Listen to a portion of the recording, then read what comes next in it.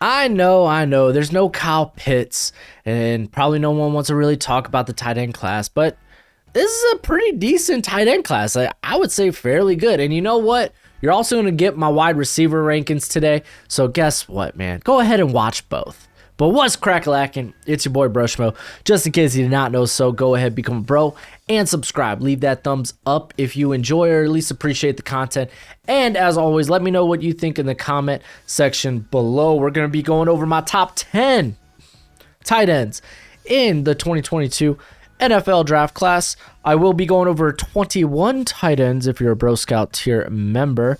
But let's go ahead and let's get into the nitty gritty and do the dang thing. Number 10, Cade Otton out of Washington, man. Very good blocker. He finishes plays, man. He does a good job of sealing up the edge and pass protection as well. I'm not like for me, some people might have him a bit higher than this. He just feels like Jalen Wydermyer light. And we'll get to him later on in the list. But, like, Cade showed good ball skills. Pretty good contested catch. 5-7 over his career. He's shown the ability to create after the catch, too. He's a good route runner. It's just no high-end speed as a separator. He's just not nearly as physical as a guy like Wydermyer.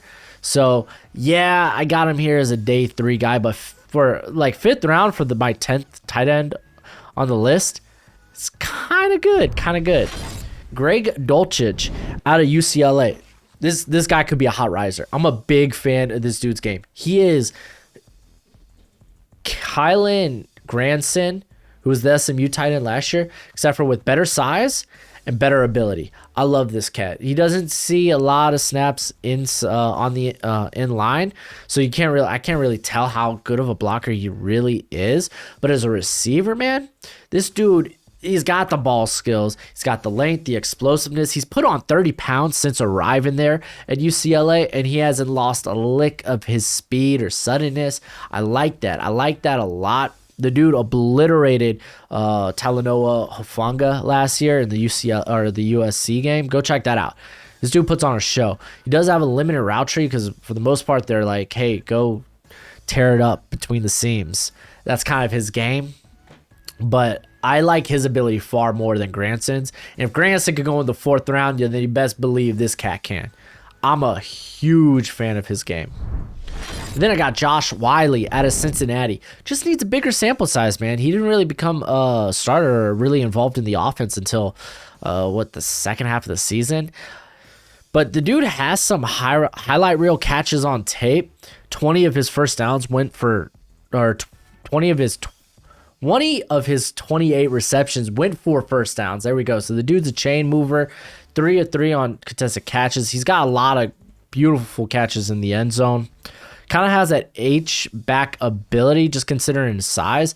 It's the only thing causing a bit of hesitancy, obviously with the sample size, is the dude just wasn't really featured as a blocker. So I'm kind of curious of how he looks in that aspect. But I like the potential ability. Number 7, Charlie Kolar. You know what you're getting with him, man. He's shown good ball skills. He's got a huge catch rate. He's very good route runner in terms of he runs your basic tight end route tree, but he does it very, very well. Like the dude hits in the flats, the hitches, the crossers and such.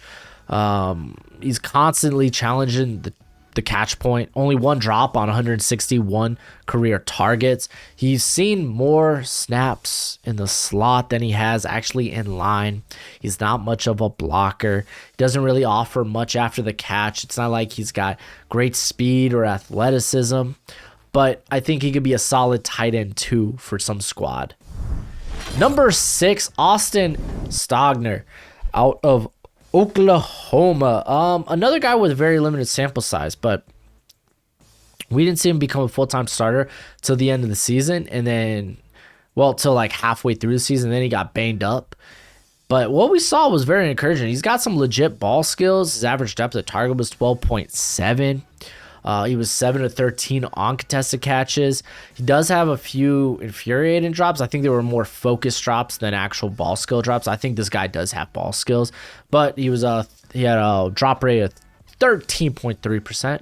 Need to clean that up. I want to see a little bit more ability after the catch, but at 262, you got to imagine it's, even if he did, it's not going to be like on par with some of the other guys in this class that are like barely 250.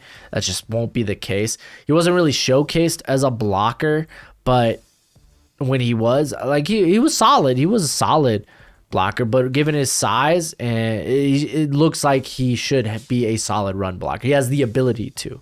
So hopefully we see that a bit more next season.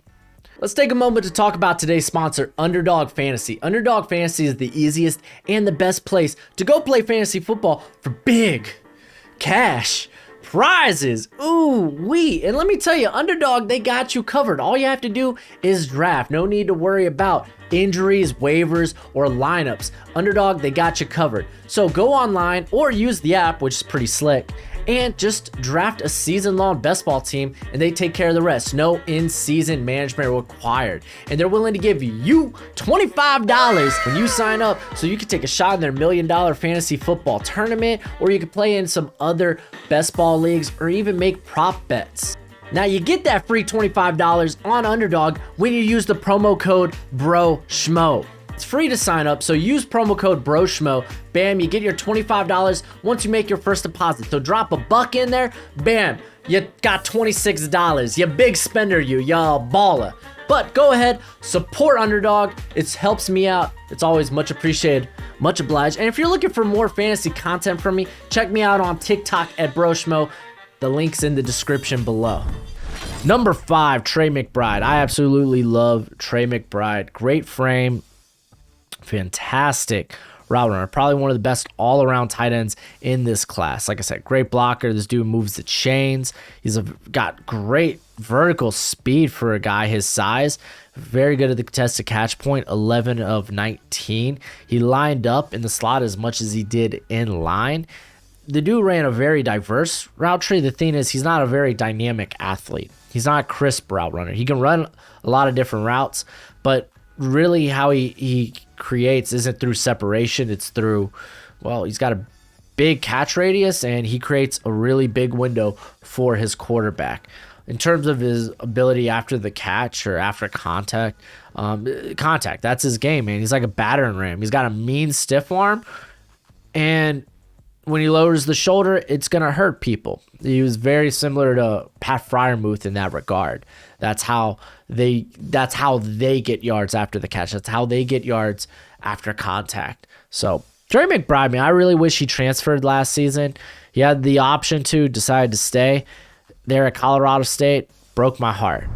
Number 4, Isaiah Likely out of Coastal Carolina, man. Doesn't feel like this guy is a tight end because, well, about half his snaps came in line. The other half came out wide or in the slot. And he really does feel like a jumbo receiver. Like, you look at 6'4", 245, he does not look 245, at least in last year's game tape.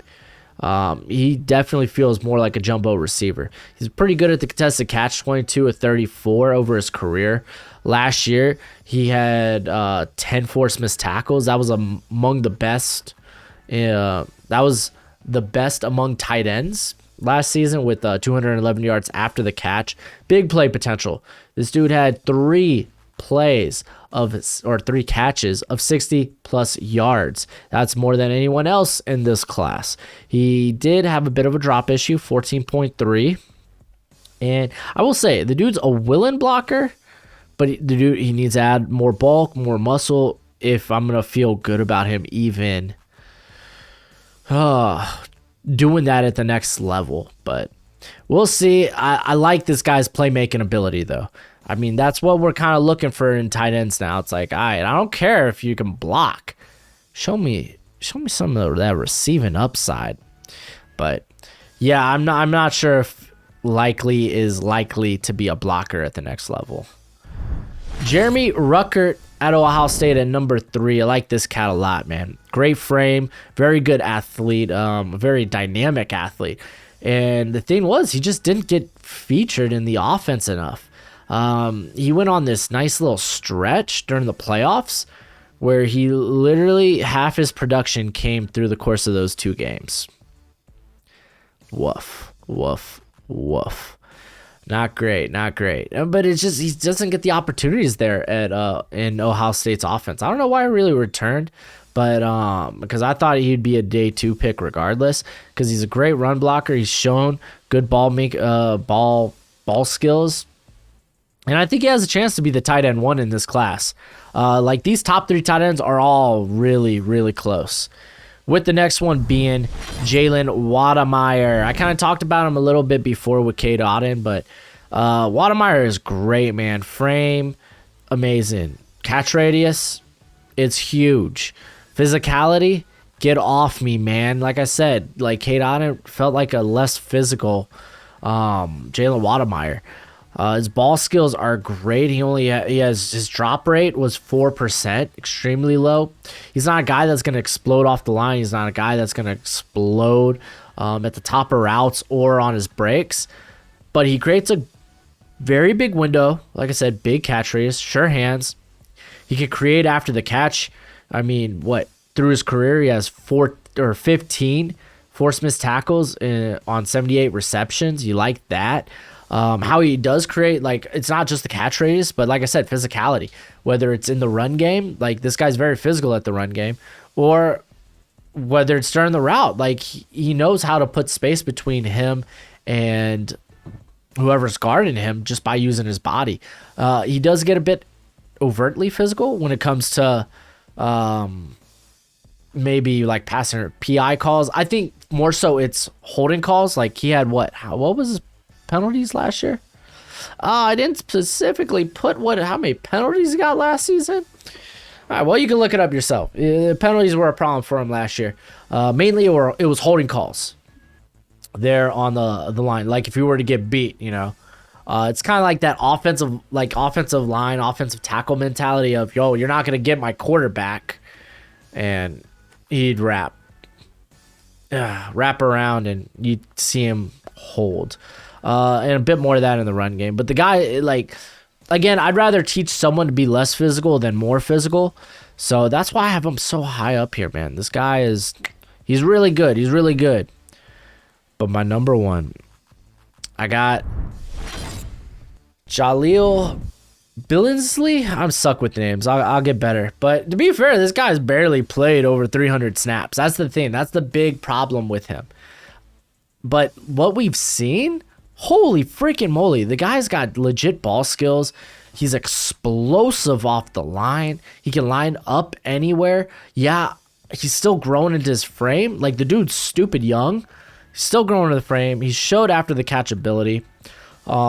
He's shown to be a better blocker than you would anticipate at a guy like a size of 230. But still, man, there's a lot to like about him. There's a lot of upside. Not positive he even comes out this season, but when I initially did my tight end rankings before the summer, I didn't feel good including him on my list just because of how low his sample size was. But if I'm gonna go ahead with a pure projection here, because I really believe in the ability of Billingsley, so he is my number 1. But you let me know what you think in the comment section below. And that's it for the video. Go ahead, do that YouTube thing. It's always much appreciated, much obliged. And until next time, you be easy, my friends. Later.